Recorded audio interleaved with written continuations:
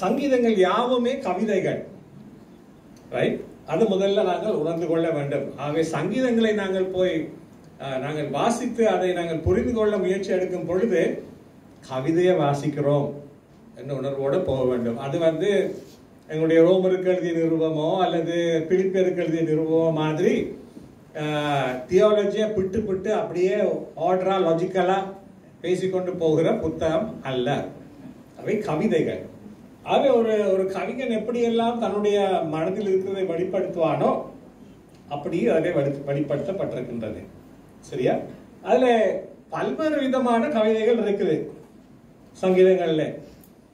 இதிலே இந்த ஸ்லைட்ஸை நான் உங்களோடு பகிர்ந்து கொள்கிறேன். இதுக்கு பிற்பாடு நீங்கள் பார்த்தீர்கள் என்றால் பல வகையான கவிதைகள் இருக்கின்றது. இந்த வகைகளை ஆராய்ச்சி செய்வதற்கு ஆங்கிலத்திலே கருவிகள், டூல்ஸ் இருக்கிறது. அப்படிப்பட்ட ஒரு டூலை பாவித்து நான் இந்த படத்தை எடுத்திருக்கின்றேன். அதில் பார்த்தீங்கன்னா நீல கலர்ல கொஞ்சம் இருக்குது, சிவப்புல கொஞ்சம் இருக்கு, மஞ்சள்ல கொஞ்சம் இருக்கு, பச்சையில கொஞ்சம் இருக்கு. அதுக்கெல்லாம் நம்பரும் போட்டிருக்குது. அதெல்லாம் கவிதைகளை வகைப்படுத்தி இருக்கிறார்கள். அதுல பாத்தீங்கன்னா எது ரொம்ப கூட இருக்கு? நீலம் தான் கூட இருக்கு. சரியா? நாங்கெல்லாம் நீலம். சரியா? நீலம் தான் கூட இருக்குது. நீலம் என்னன்னு சொன்னா லெமன் சொல்லுவார்கள் ஆங்கிலத்துல. சரியா? தமிழ்ல அதுக்கு சரியான சொல் என்னன்னு நான் யோசிச்சு கொண்டிருக்கேன். ஒப்பாரி அல்லது புலம்பல். சரியா? புலம்புற கவிதைகள் தான் அதுல அதிகமாக இருக்கிறதை நாங்கள் பார்க்கின்றோம். சிலது நீங்க ஒரு ஆரஞ்சு, ஒரு டார்க் மஞ்சள் அந்த பக்கத்துல இருக்கு ராயல் என்று சொல்லி, அதுவே உங்களுக்கு பழக்கமானவர்களா இருக்கலாம். முக்கியமாக ஆங்கிலிக்கன் சர்ச்ல இவற்றை நாங்கள் மெசியாவின் கவிதைகள் என்ற மாதிரி நாங்கள் பாடுவதுண்டு. ராயல் சாம்ஸ் என்று ஆங்கிலத்திலே சொல்வார்கள், ராயல் கவிதைகள் என்று சொல்லி. இப்படி நிறைய கவிதைகள் இருக்கிறது. இதுல என்னுடைய ஃபேவரட், அதிகம் நான் போகிற பகுதி என்னது? புலம்பல். சரியா? ரைட். ஏதாவது பெரிய ஒரு காரியத்துக்கு கூட போகும் பொழுது அந்த புலம்பல் ஒன்றை போய் நன்றாக நீங்கள் வாசித்தீர்கள் என்று சொன்னால், ஐயா இது நான் எழுதின புத்தகம் மாதிரியா இருக்குன்னு நீங்க யோசிப்பீங்க. சரியா? அதுதான் உண்மையான விஷயம். இன்றைக்கு கிறிஸ்தவத்துல ஆட்கள் எல்லாம் நல்லது, எங்களுக்கு ஒரு பிரச்சனையும் இல்லை, நான் எப்பவும் சந்தோஷமா இருக்கிறேன்னு சொல்ற மாதிரி ஒரு கிறிஸ்தவத்தை நாங்கள் உருவாக்கி இருக்கிறோம். ஆனால் இங்கே போய் பார்த்தால் தெரியும், உண்மையான கிறிஸ்தவர்கள் இதை எழுதினார்கள், அவருடைய உள்ளத்தின் குமுறல்கள் என்னது என்று இங்கே தெரியும். சரியா? இன்றைக்கு சங்கீதத்திலே நாங்கள் முக்கியமாக புரிந்து கொள்ள வேண்டிய விஷயம் என்னன்னு கேட்டா, அதுல பாவிக்கப்பட்டிருக்கிற அந்த இலக்கிய கருவி, அதுக்கு சொல்றது ஆங்கிலத்திலே பேரலலிசம் என்று சொல்லி. சரியா? அதுக்கு நான் தமிழ்ல மொழிபெயர்த்திருக்கேன் இணைநிலை அமைப்பு என்று. இதை விட வேற வேர்ட் இருக்குமென்று சொன்னால் நீங்கள் யாராவது சஜஸ்ட் பண்ணலாம். ஆனால் நான் பார்த்த லெவலில் அதுக்கு தமிழ்ல சொல்லக்கூடியது இணை நிலை அமைப்பு. அப்படின்னா ஆங்கிலத்தில் பேரலலிசம் என்று சொல்ற விஷயம். சரியா? அதாவது நாங்க தமிழ்ல கவிதை, எனக்கு முதலே சொல்லிட்டேன், எனக்கு தமிழ் கவிதை தெரியாது. ரைட்? தமிழ் கவிதையில எனக்கு ஆங்கில கவிதை மாதிரி இருக்கிற அடிப்படை என்னது? எதுகை, மோனை, சந்தங்கள் தான் எங்களோட அடிப்படை. சரியா? ஆனா எபிரேய மொழியில தான் இந்த சங்கீதம் எல்லாம் எழுதியிருக்கு. அதுல எதுகை, மோனை, சந்தங்கள் கிடையாது. சரியா? அதுல கவிதையில வேற விதமான கட்டமைப்பு, அதை எப்படி அந்த கவிதை போகுது என்பதை குறித்து தான் அவர்கள் கவிதைத்துவத்தை வெளிப்படுத்துகிறார்கள். எங்களை போல எதுகை, மோனை, சந்தங்கள்ல இல்லை. நான் நம்புகிறேன் தமிழ் மொழியிலையும் இந்த இணைநிலை அமைப்பு இருக்கின்றது, பேரலலிசம். உதாரணத்துக்கு, தீயினால் சுட்ட பொன் ஆறும், ஆனால் வாயினால் சுட்ட பொன் ஆறாது என்று தமிழ்ல நாங்க சொல்லுவோம். சரியா? அப்ப அப்படி சொல்லும் போது நாங்க என்ன செய்யறோம்? முதல்ல ஆறுற ஒன்றை பத்தி சொல்லி போட்டு அதுக்கு பிறகு ஆறாத ஒன்றை பத்தி சொல்றோம். சரியா? அதுதான் பேரலலிசத்துக்கான மிகவும் சாதாரணமான ஒரு உதாரணம். ஒன்ல ஆறுறது எது, தீனால சுட்டது. ஆறாவது என்னது? வாய்னால சுட்டது என்று சொல்லி இலகுவாக நாங்கள் அதில் சொல்லுகிறோம். ஆனால் தமிழ்ல வந்து நீங்க பாத்தீங்கன்னு சொன்னா இதுல நாங்க எதுகை மோன சந்தம் இருக்குதுன்னு நான் நம்புகிறேன். கவிஞர்கள் அதை பற்றி சொல்லலாம். இதுல நாங்க எப்பவுமே எதிரை மூணு சந்தத்தோட தான் நாங்கள் எதையும் செய்ய பார்க்கிறோம். ஆனால் எபிரேய மொழியில அப்படி அல்ல. நாங்கள் சற்றே எபிரேயம் தெரிஞ்சிருந்தாதான் நம்ம கண்டுபிடிக்க முடியும். எபிரேயத்துல இல்லைன்னு தான் அறிஞர்கள் சொல்றாங்க. சில இடங்கள்ல வரலாம், ஆனா பொதுவா அந்த சங்கீத அந்த கட்டமைப்புல கிடையாது. ஆனா எங்களுக்கு இந்த parallelism அல்லது இணைநிலை அமைப்புங்கிறது எங்களுக்கு ஏற்கனவே பரிச்சயமானது. என்ன கேட்டா ஆண்டவர் இயேசு கிறிஸ்துவும் அதை பயன்படுத்துகிறார். காரணம் என்னன்னு கேட்டா அவர் ஒரு இறைமகன், யூத மனிதனாக பிறந்தவர். அவருடைய தாய்மொழி அந்த காலத்தில் இருந்த அரமைக் என்று சொல்லப்படுகிற மொழியிலே தான் அவர் பேசினார் என்று அறிஞர்கள் சொல்லுகிறார்கள். அதுதான் அந்த காலத்தில் இருந்த மொழி. அது எபிரேய மொழிக்கு ஒத்த ஒரு மிடில் ஈஸ்ட், அதாவது மத்திய தரைக்கடல் நாடுகளில் பாவிக்கப்பட்ட ஒரு மொழி. எங்களுடைய புதிய ஏற்பாடு கிரேக்க மொழியில் எழுதப்பட்டிருக்கிறது. ஆனால் இயேசுவானவர் அவர் பேசும் பொழுது மக்களோடு அரமேக் என்று சொல்லப்படுகிற அரேமிய மொழியிலே தான் அவர் பேசினார். அந்த சொற்கள் கூட சில எங்களோட வேத வசனத்துல இருக்குது. இலாய் இலாய் லாமா சபத்தானி என்ற ஒரு வசனத்தை நீங்கள் வாசிச்சிருப்பீர்கள். அது எபிரேய மொழியும் அல்ல, கிரேக்க மொழியும் அல்ல, அது அரமேய மொழி. சரி, இயேசுவானவர் எப்படி பாவிச்சார் இணைநிலை அமைப்பு என்று இந்த ஸ்லைட்ல நான் உங்களுக்கு காட்டுவதற்கு முயற்சி செய்திருக்கிறேன். உதாரணம், கேளுங்கள் அப்பொழுது உங்களுக்கு கொடுக்கப்படும், தேடுங்கள் அப்பொழுது நீங்கள் கண்டடைவீர்கள், தட்டுங்கள் அப்பொழுது உங்களுக்கு திறக்கப்படும். இப்ப இதை நீங்க இணைநிலை அமைப்பு இல்லைன்னு யோசிச்சா என்ன சொல்லுவீங்க? ஐயா 3 செய்யணும். நான் போய் கேட்கணும், நான் போய் தேடணும், நான் போய் தட்டணும். கேட்கும் போது ஒண்ணு நடக்கும், தேடும் போது இன்னொன்று நடக்கும், தட்டும் போது இன்னொன்று நடக்கும். 3 விஷயம்னு சொல்லி நாங்க யோசிப்போம். ஆனா அப்படி இல்லை. 3ம் ஒரே உட்பொருள், ஒரே அழைப்பு. அது என்ன ஆண்டவர் சொல்றார், எனக்கு வாங்க, சரியா? கேளுங்க, தேடுங்க, தட்டுங்க. தமிழ்லையும் கூட நாங்க இப்படி சொல்லுவோம். 2-3 விஷயமா சொல்லுவோம். ஆனா எங்களுக்கு இருக்கிற உட்கருத்து ஒண்ணுதான். அதே ஒரு 3 உட்பொருள், ஒரே உட்பொருள், ஒரே அழைப்பு, 3 விஷயங்களாக சொல்லுகிறார். அப்ப இது ஒரு இணைநிலை அமைப்புக்கு ஒரு இலகுவான ஒரு உதாரணம். அடுத்த உதாரணத்துக்கு போவோம், சரியா? எங்களுக்கு பரிச்சயமான உதாரணம். ஆனா நீங்க பாத்தீங்கன்னா போதாம அநேக தடவைகள்ல இத பிழையாக மிஸ்இன்டர்பிரட் பண்றது, அதாவது பிழையான அர்த்தம் காணுவதை நாங்கள் பார்க்கலாம். இப்ப நான் பாவிக்கிற வசனங்கள் எல்லாம் எங்களுடைய புதிய வேதாகமம் அல்லது இலகு தமிழ் மொழிபெயர்ப்புல இருந்து எடுக்கப்பட்டிருக்கிறது. அது கூட இங்க வெளியில கவுண்டர்ல பார்க்கலாம். அதுல சங்கீதம் 1 முதலாம் வசனத்தை மாத்திரம் நான் அதுல போட்டிருக்கின்றேன். மிச்ச வசனங்களை நீங்கள் வாசிச்சு பார்க்கலாம். அது இப்படி போகுது: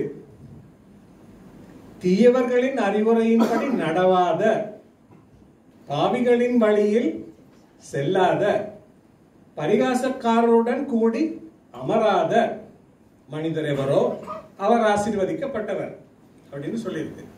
அப்ப இதை நாங்க இதுல என்ன இணைநிலைன்னு பார்த்தா, முதல்ல சொன்னமே தேடுங்கள், தட்டுங்கள், கேளுங்கள், அந்த மாதிரி தான். நடவாத, செல்லாத, கூடி அமராத, இது எல்லாமே ஒரே விஷயத்தை தான் சொல்லுது. அந்த வழியில போகவே வேணாம், சரியா? அது ஒரு பிழையான ஒரு பாதை. 3 வித்தியாசமான நடத்தைகள் அல்ல, ஒரே நடத்தையின் 3 இணைநிலை அமைப்புகள், அதாவது parallelism என்று சொல்லலாம். சில நேரம் சாரம் கூடலாம். அப்படியான அமைப்புகளும் எபிரேய மொழியிலே கவிதையில உண்டு. சாரம் கூடுறது எப்படி? நடக்கிறது வந்து ஒரு படி, அவனோட அறிவுரை படி நடக்கிறது, அவன் சொல்ற மாதிரி செய்யறது. அடுத்தது என்னது? அவன் போற பாதையில் அவனோட போறது. 3வது என்னது? அவனோட உட்கார்ந்து சகவாசமா அவன் செய்யற மாதிரி எல்லாம் அவனோட கேங்ல சேர்றது. அப்படி இந்த மாதிரி என்ன சொல்லலாம், சாரம் அல்லது ஸ்ட்ரென்த் கூடுறது கூட இப்படி இந்த இணைமொழியில இருக்கலாம். சரி, இப்ப கடினமான ஒரு உதாரணத்தை நான் உங்களுக்கு சொல்ல விரும்புகிறேன். இந்த சங்கீதம் நீங்க வாசிச்சிருக்கீங்களோ தெரியல. எத்தனை பேருக்கு பழக்கம் சங்கீதம் 5:9? சங்கீதம் 5:9 ரைட், புருஷருக்கு பழக்கமா இருக்குது. அருமையான ஒரு சங்கீதம், அருமையான ஒரு சங்கீதம். அதை வாசிச்சு பார்த்தீங்கன்னா அந்த மனுஷன் உள்ளத்தின் குமுறல் உங்களுக்கு தெரியும். அந்த 9ஆம் வசனத்தை மாத்திரம் புதிய மொழிபெயர்த்து வாசிக்கிறேன். எதிரியின் வார்த்தையில் நம்ப தகுந்தது ஒன்றுமில்லை, அவர்களது அகத்தில் உள்ள அழிவுக்குரிய எண்ணங்களுக்கோ அளவில்லை. உண்மையில் அவர்களது தொண்டை குழி ஒரு திறந்த புதைக்குழி, ஆனால் முகத்துதியாக பேசுவதோ பொய்யான புகழ் மொழி. சரியா? அப்ப உங்களுக்கு அந்த வசனத்தை கேட்கும் போதே உங்களுக்கு அடார்னு அடிக்குது அந்த மனுஷன் வாய் எப்படிப்பட்டதுன்னு சொல்லி. சரி, அப்ப இதுல நாங்க இன்றைக்கு கொஞ்சம் அதை கூட பார்க்க போகிறோம். அதாவது வாயினால் சுட்டுக்கொலை செய்பவர்கள். சரியா? வாயினால சுட்டுக்கொலை செய்பவர்கள்.